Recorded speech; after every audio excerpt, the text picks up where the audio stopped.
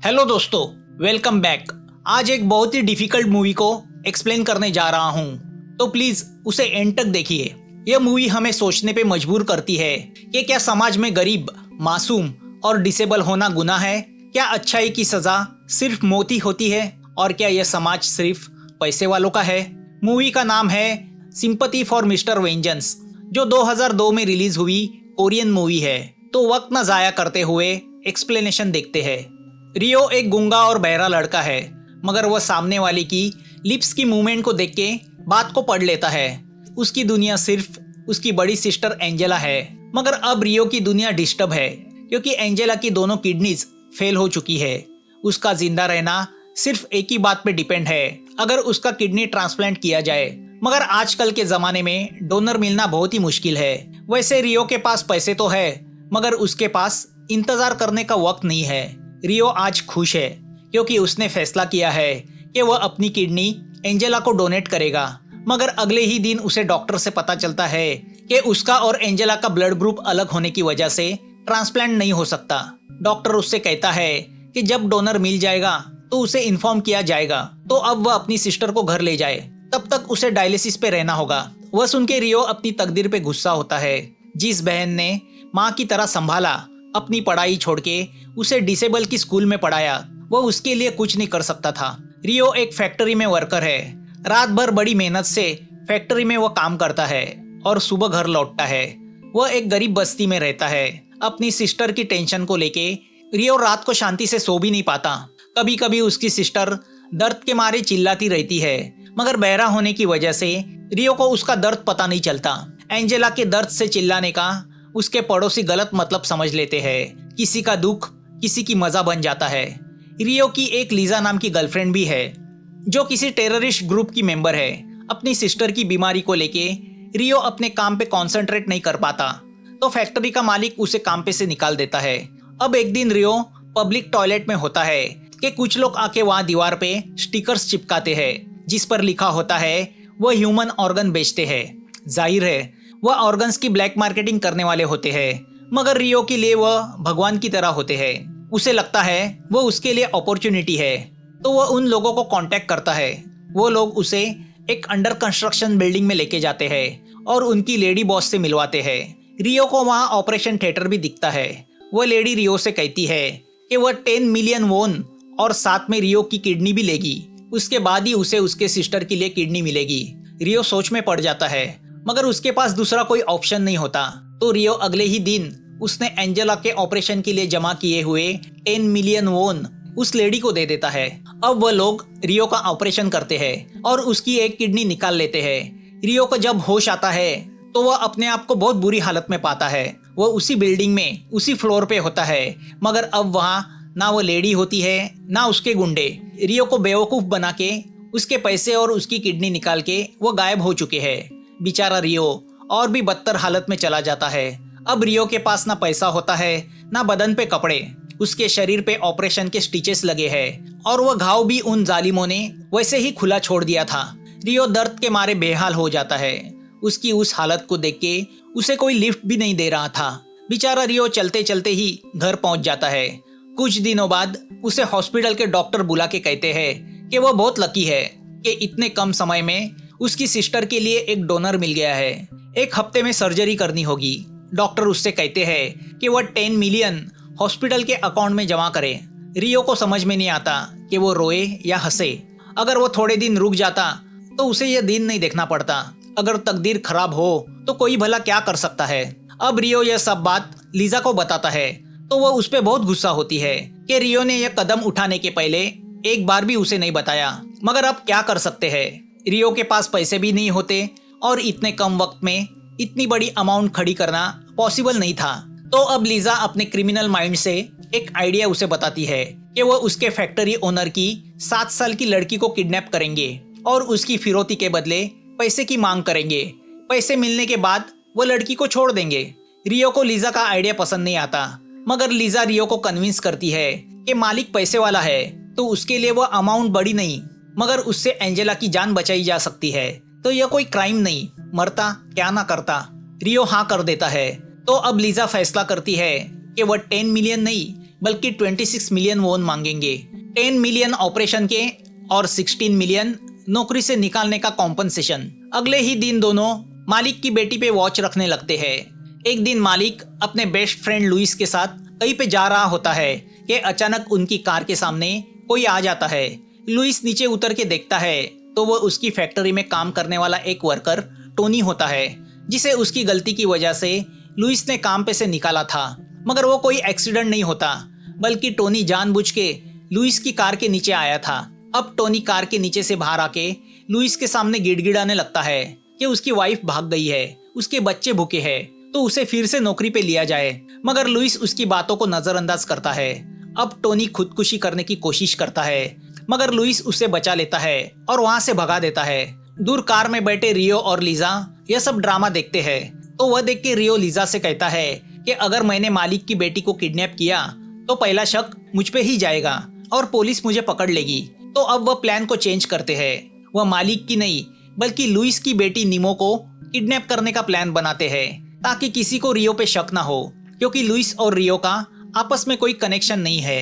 Louis एक business tycoon है, तो उसके पास भी पैसे की कोई कमी नहीं। तो अब प्लान के हिसाब से रियो और लीजा नीमो को किडनैप करते हैं। रियो नीमो को अपने घर लेके आता है। वह एंजेला से कहता है कि वह उसके दोस्त की बेटी है और नीमो के पेरेंट्स का कार एक्सीडेंट हुआ है और वह हॉस्पिटल में है, तो कुछ दिन उन्हें नीमो को उनके घर में रखना होगा। वैसे नीमो भी खुश है, क्योंकि अब उसे पढ़ाई नहीं करनी पड़ रही। वह दिन भर एंजेला के साथ खेलती रहती है। मगर नीमो को एक बात समझ में नहीं आती कि उसके मिलियनेयर डैडी का दोस्त इतना गरीब क्यों है। रियो नीमो का एक फोटो निकालता है और वो फोटो नीमो के फेवरेट डॉल के साथ लुइस के पास किडनैपिंग नोट के साथ भेज देता है, जिसमें लिखा होता है कि लुइस को नीमो के बदले 26 मिलियन वोन देने हैं और पुलिस को फोन नहीं करना। अब लीजा नीमो के मोबाइल से लुइस को मैसेज करके पैसे का बैग लेके एक मेट्रो स्टेशन बुलाती है। लीजा दूर से उस पे वॉच रखे हुए है। यहाँ घर में एंजेला को रियो के कपड़े में एक पेपर मिलता है, जिससे उसे पता चलता है कि रियो को काम पे से निकाला गया है। अब जब एंजेला रियो की कंपनी में फोन करती है तो उसे पता चलता है कि रियो के किसी भी दोस्त का एक्सीडेंट नहीं हुआ। तो वह समझ जाती है कि रियो ने उस अमीर नीमो को किडनैप करके यहाँ लाया है। वह यह सोच के अंदर से गिल्टी फील करती है कि रियो ने यह सब कुछ उसी के लिए किया है। दूसरी ओर लुइस जब स्टेशन पहुंचता है तो लीजा फोन पे से मैसेज करके उसे एक हिल पे बुलाती है। वहां पहुंचने पर रियो लुइस का चेहरा एक प्लास्टिक बैग से ढक देता है और उसे लैंप पोस्ट से बांधकर पैसे का बैग लेके सीधा घर पहुंच जाता है। उसके चेहरे पे बहुत खुशी होती है। अब उसकी सब प्रॉब्लम सॉल्व होने वाली थी। नीमो उससे कहती है कि एंजेला बाथरूम में है। थोड़ी देर खेलने के बाद नीमो को याद आता है कि एंजेला रियो के लिए उसके पास एक लेटर छोड़ के गई थी, तो वह लेटर रियो को देती है। वो लेटर दरअसल एंजेला का सुसाइड नोट होता है। उसमें उसने लिखा होता है कि किडनैपिंग दुनिया की सबसे गंदी चीज होती है, तुम नीमो को वापस उसके घर छोड़ के आओ, यही मेरी मरने के पहले इच्छा है। वह पढ़ के रियो तुरंत बाथरूम की तरफ भागता है। अंदर बाथ टब में एंजेला मरी पड़ी होती है। रियो के पास फुट फुट के रोने के सिवा कुछ बचता नहीं। अब रियो को समझ में नहीं आता क्या करे। उसे एंजेला की बात याद आती है कि अगर वो मर गई तो उसे उसके फेवरेट जगह पे दफन किया जाए। तो वह एंजेला की लाश को कार में डाल के नीमो के साथ उनके बचपन की फेवरेट जगह ले जाता है, जो एक नदी किनारे है और जहां वह दोनों बचपन में खेला करते थे। रियो वही एक झाड़ के नीचे एंजेला को पत्थर डाल के गाड़ देता है। यहाँ कार में सो रही नीमो के गले से एक पागल नेकलेस छीनने की कोशिश करता है, तो डर के मारे नीमो कार से बाहर भागती है और रियो को पुकारने लगती है, मगर रियो को कुछ सुनाई नहीं देता। तभी नदी पे बनाए पुल से चलते हुए वो नदी में गिर जाती है। रियो को इस बात का पता नहीं होता। नीमो को स्विमिंग नहीं आती, तो वह पानी में डूबने से अपने आप को बचाने की कोशिश करने लगती है, मगर बहरे रियो के कान में उसकी चीखें नहीं पड़ती। आखिरकार बेचारी नीमो डूब के मर जाती है। अब जब अपना काम खत्म करके रियो मुड़ता है तो उसे पानी में बहती नीमो की लाश दिखाई देती है। वह पानी में जाने से डरता है, क्योंकि बचपन में वह पानी उसे गहरा लगता था। तो अभी भी डूबने के डर से वह सिर्फ देखता रह जाता है। वह पागल तैरते हुए नीमो तक जाता है। एक पल हमें लगता है कि वह नीमो को निकालने गया है, मगर वह सिर्फ उसका नेकलेस निकाल के बाहर चला आता है। अब रियो कैसे वैसे नीमो की लाश को पानी के बाहर निकालता है। नीमो की लाश को देख के उसके समझ में नहीं आता कि अब उसे क्या करना चाहिए। तो वो नीमो को वही छोड़ के वहाँ से भाग जाता है। अब लोकल पुलिस को नीमो की लाश मिलती है। लुइस अपनी बेटी की लाश को देख के पूरी तरह टूट जाता है। उसे लगता है पैसे देने के बावजूद किडनैपर्स ने उसकी बेटी को मार डाला। वह नीमो की लाश को गले लगा के फुट फुट के रोने लगता है। अब पुलिस लुइस से पूछताछ करती है तो उन्हें पता चलता है कि नीमो को किडनैप किया गया था। पुलिस को पता चलता है कि नीमो के फोन से लुइस को किडनैपिंग के मैसेज किए गए थे। तो अब वह लोकेशन ढूंढने में लग जाती है।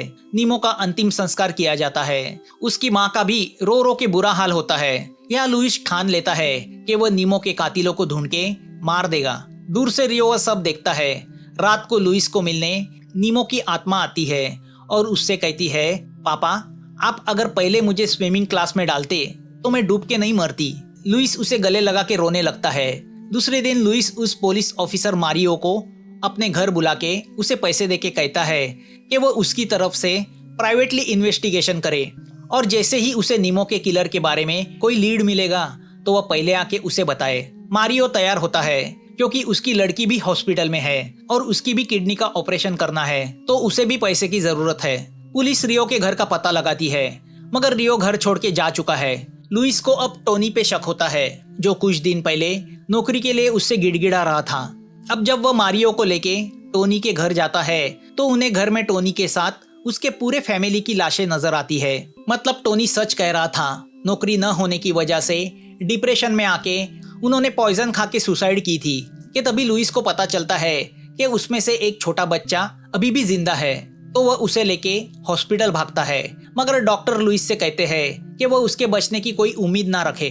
लुइस जान जाता है कि नीमो की किडनैपिंग के पीछे टोनी नहीं है, वरना 10 मिलियन वोन मिलने के बाद वो सुसाइड क्यों करता।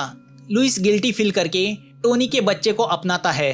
अब लुइस वापस रियो के घर आता है तो नीमो की भेजी हुई फोटो को देख के वह समझ जाता है कि नीमो को उसी घर में रखा गया था।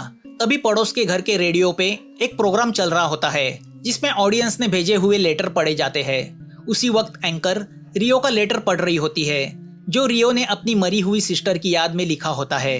प्रोग्राम में रियो का पूरा नाम सुन के लुइस के कान खड़े हो जाते हैं क्योंकि वह जिस अपार्टमेंट में होता है वह भी रियो के नाम पे होता है। तो लुइस दोनों में कनेक्शन लगाता है।